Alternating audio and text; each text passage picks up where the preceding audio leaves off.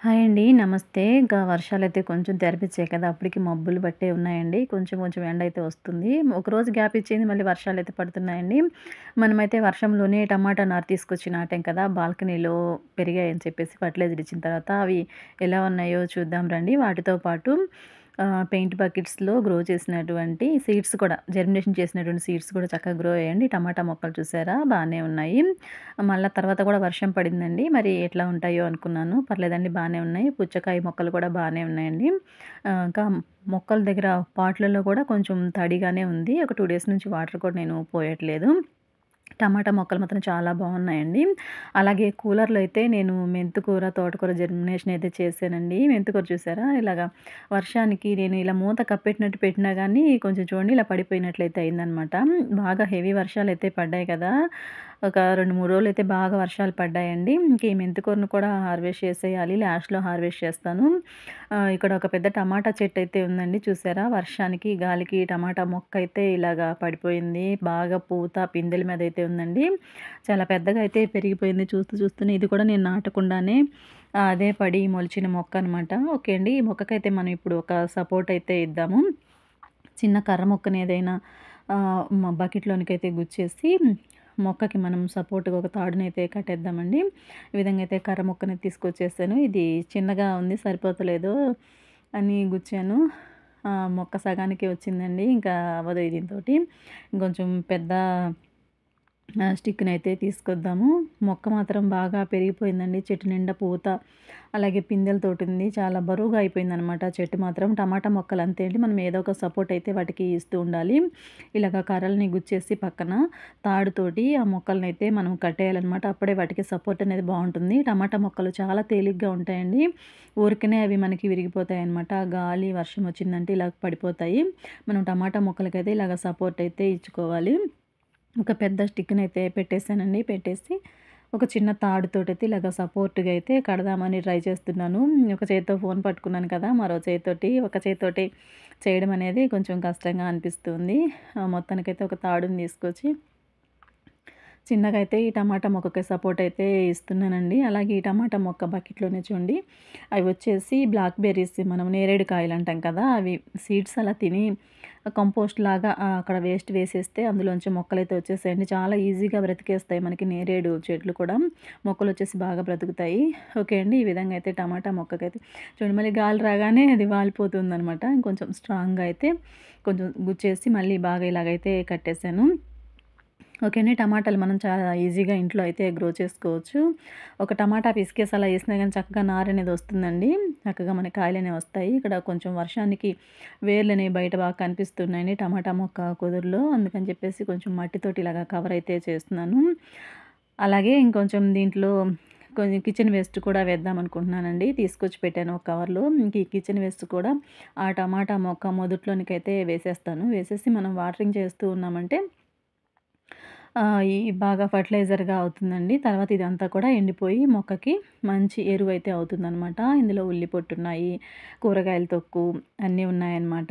అవన్నీ కూడా ఈ విధంగా అయితే వేసేస్తున్నాను. వేసేసి మొక్క మొదట్లో మనం వాటరింగ్ చేస్తూ ఉన్నామనుకోండి, ఇవి బాగా మనకి బాగా కుళ్ళినట్టుగా ఫర్మెంటేషన్ అయితే అవి అందులోంచి మంచి ఎనర్జీ వస్తుందండి. డ్రింక్ లాగా అయితే వస్తుందనమాట. అదంతా కూడా మొక్కకు సపోర్ట్ అవుతుంది. ఇలాగ కోడిగుడ్డు పెంకులు ఏవైనా ఉన్నాయంటే మాత్రం వాటిని క్రష్ చేసి వేయండి. ఇలాగా పొడి పొడిగా చేసి వేయాలనమాట. అప్పుడు త్వరగా సాయిల్‌లో అయితే కలిసిపోతాయి. ఈ విధంగా మొక్క మొదట్లోనికైతే ఈ కిచెన్ వేస్ట్ అంతా కూడా వేసేసానండి. వేసేసి మనం డైలీ యాజ్ యూజువల్‌గా వాటరింగ్ అయితే చేసుకోవచ్చు.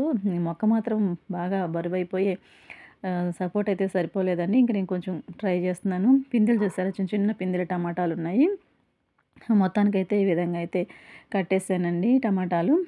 మొక్క మొదట్లోకైతే వేసాను. ఇంకా మిగతా మొక్కలు నీళ్లు పోద్దామా అని చూస్తే అంతా కూడా మట్టి సాయిల్ అంతా కూడా మెత్తగా ఉందండి. బాగా నానిపోయింది. 2, 3 డేస్ నుంచి బాగా వర్షాలు పడ్డాయి గదా!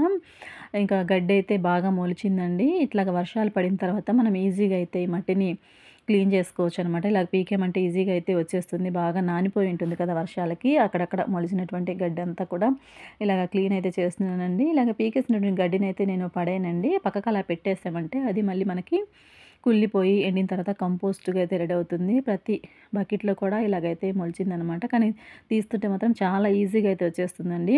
ఈ మొక్కల్లో మొలిచిన గడ్డి మనం పడేయాల్సిన అవసరం లేదండి. వాటర్‌లో మనం కుళ్ళబెట్టినా కూడా మంచి ఫర్టిలైజర్ అనమాట. మనకి పేడ ఏ స్మెల్ అయితే వస్తుందో అదే స్మెల్ వస్తుంది. మన ఛానల్‌లో ఆల్రెడీ షార్ట్ కూడా ఒకటి తీసి పెట్టానండి. ఇంక ఈ గడ్డి మాత్రం మనం పడేయొద్దనమాట. అలాగే ఎండబెట్టి ఏసినా కూడా కంపోస్ట్ అవుతుంది. లేదంటే ఒక బిన్నెలోనికి కానీ, లేదంటే ఒక బకెట్‌లోనికి వాటర్‌ని తీసుకొని ఈ గడ్డి అందులో వేసి కుళ్ళబెట్టినా కానీ మనకి పేడ ఎంతైతే పోషకాలు ఉంటాయో అలాగే ఈ గడ్డిలో కూడా ఉంటాయన్నమాట. ఓకే అండి. ఇవి వచ్చేసి వంగ మొక్కలండి. చిన్న చిన్న వంకాయ మొక్కలు. ఈ విధంగా గడ్డి అంతటిని కూడా తీసేసానండి. తీసేసిన తర్వాత ఇక్కడ ఒక పచ్చిమిర్చి కూడా నాటాం కదా! అది బాగుంది. చింత చిగురండి.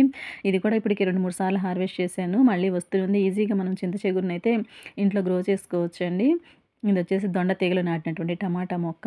అలాగే చూడండి గడ్డి ఎక్కడెక్కడైతే ఉందో అక్కడక్కడ అంతా కూడా తీసేశాను. మనం చింత చిగురుని కూడా ఇంట్లో ఈజీగా పెంచుకోవచ్చండి. మొక్క బాగా పెద్ద మొక్కగా పెంచుకోకపోయినా ఇలాగ మనం కొంచెం రాగానే చిగురంతా తీసేసి కొమ్మల్ని మనం బ్రూమింగ్ చేస్తూ ఉన్నామంటే అక్కడక్కడే మనకి ఇగురులాగా అయితే వస్తుంది. చింత చిగురు చక్కగా మనం పప్పులో వేసుకోవచ్చు. చింత చిగురు పులిహోర కూడా చేసుకోవచ్చండి. మనకి వీక్లీ ఒక 4 డేస్‌కి ఒకసారి అయితే హార్వెస్ట్‌కి వస్తుందనమాట చింత చిగురు. ఓకే అండి. ఇప్పుడు కూలర్‌లో ఉన్నటువంటి మెంతికూర అయితే వర్షానికి చూడండి ఇలాగా పడిపోయినట్టు అయిందనమాట. ఇంక అక్కడక్కడ కూడా కొంచెము ఆకులు కుళ్ళినట్లుగా అయితున్నాయి. అందుకని చెప్పేసి ఇంక ఇప్పుడైతే ఈ మెంతికూరనైతే హార్వెస్ట్ చేసేస్తానండి చక్కగా. మనం ఇంకా అలాగే ఉంచామంటే ఇంక ఇది పాడైపోతుందనమాట. మనం హెల్తీగా, ఆర్గానిక్‌గా ఇలాగైతే ఇంట్లోనే ఈజీగా ఆకుకూరలనైతే గ్రో చేసుకోవచ్చండి.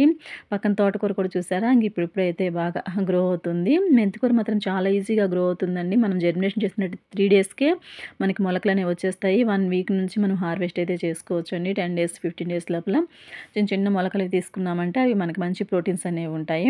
ఓకే అండి. ఇప్పుడు ఈ మెంతికూర అయితే నేను హార్వెస్ట్ చేసేస్తున్నాను. ఈ మెంతికూరతోటి మనము పప్పులో వేసుకోవచ్చు. లేదంటే ఇలా ఎక్కువ మొత్తంలో ఉన్నప్పుడు మనం శుభ్రంగా కడిగేసి నీడలో ఎండబెట్టుకున్నామంటే కసూరి మేతిలాగా కూడా అవుతుందండి. చక్కగా మనకి ఏ కర్రీలో కావాలన్నా వేసుకోవచ్చు. 1 ఇయర్ పాటు కూడా నిల్వ ఉంటుంది. ఓకే అండి. మెంతులైతే ఈ విధంగా హార్వెస్ట్ చేసేస్తున్నాను. ఇదొచ్చేసి కూలరండి. పాడైపోయి పనికిరాదన్నటువంటి కూలరు. నేను స్క్రాబ్‌కి వేసేస్తే ఏమొస్తుంది వేస్ట్‌గా ఒక 100 50 వస్తే వేస్ట్ అయిపోతది. ఇంకిట్లా అని చెప్పేసి నేను కిచెన్ వేస్ట్ తోటి, గార్డెన్ వేస్ట్, చెట్ల కొమ్మలు వాటన్నిటితోటి ఈ విధంగా అయితే నేను కూలర్‌ని మొక్కలకి పనికొచ్చే పాట్‌లాగా అయితే రెడీ చేశానండి. వీడియో కూడా మన ఛానల్‌లో ఉంది. మీకు ఇంట్రెస్ట్ ఉంటే ఒకసారి వెళ్ళి సెర్చ్ చేయండి. అలాగే మీరు కనుక మొదటిసారిగా మన ఛానల్‌ని చూస్తున్నట్లయితే మన వీడియోస్ మీకు నచ్చినట్లయితే సబ్స్క్రైబ్ చేసుకోండి. అలాగే వీడియో నచ్చినట్లయితే వీడియోకి ఒక లైక్ చేయండి.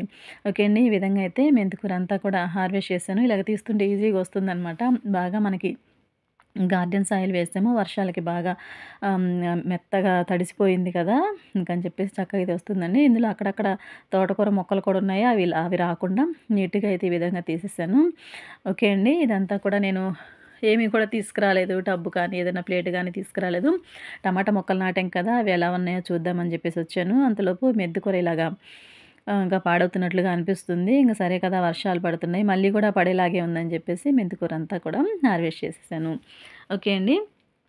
ఇంక అలాగే మెంతికూర హార్వెస్ట్ చేసేసిన తర్వాత ఆహ్, ఇది చింత చిగురుని కూడా హార్వెస్ట్ చేసుకుందామండి. చింత చిగురు ఒక వారానికోసారి మనం హార్వెస్ట్ చేసేసుకోవచ్చు. ఓకే అండి. మెంతికూర అంతా కూడా తీసేసిన తర్వాత చూడండి చాలా ప్లేస్ అయితే ఖాళీగా వచ్చింది కదా! మళ్ళీ ఇక్కడ నేను కొన్ని మెంతులనైతే మళ్ళీ చల్లుతానండి. 10 డేస్, 15 డేస్ కల్లా మళ్ళీ మనకి హార్వెస్ట్‌కి అయితే వచ్చేస్తుంది. ఇంకా ఓకే అండి. ఇంకా నెక్స్ట్ చింత చిగురు కూడా ఇది ఆల్మోస్ట్ ఇప్పటికే నేను 5 టైమ్స్ అలాగా హార్వెస్ట్ చేశానండి. కొంచెం అంతే వస్తుందనమాట. మనం పప్పులో వేసేసుకోవచ్చు. పులిహోర కూడా చేసుకోవచ్చండి. చాలా టేస్టీగా పుల్లగా బావుంటుందనమాట. చిన్నతనంలో అయితే ఇళ్ళ వెంబడి వచ్చేవాళ్ళండి చింత చిగురు అమ్మడానికని.